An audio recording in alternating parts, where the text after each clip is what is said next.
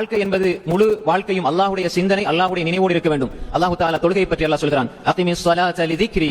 நீங்க எதற்காக தொழுகிறீர்கள், ஏன் தொழ வேண்டும் என்று சொன்னால் என்னுடைய ஞாபகத்திற்காக. நாம் தொழுகை எதற்காக தொழுகிறோம்? அல்லாஹ்வை ஞாபகப்படுத்துவதற்காக. அந்த தொழுகையில் இறை சிந்தனை, இறை நினைவு இல்லை என்று சொன்னால் அவர் அந்த தொழுகையின் மூலமாகவே அவருக்கு நாசம் உண்டாகட்டும் என்று அல்லாஹ் சொல்கிறான். ஃபவைலுல் லில் முஸல்லீன் அல்லதீன ஹும் அன் ஸலாத்திஹிம் சாஹூன்.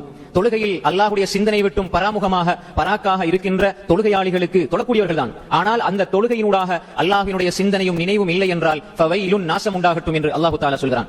அதை அல்லாஹ் தஆலா உள்ளச்சத்தோடு, இறை உணர்வோடு, இறை நினைவோடு தொழுகின்ற தொழுகை பற்றி அல்லாஹ் சொல்கின்ற பொழுது قد أفلح المؤمنون الذين هم في صلاتهم خاشعون. قد أفلح المؤمنون. மூமின்கள் வெற்றி பெற்று விட்டார்கள்.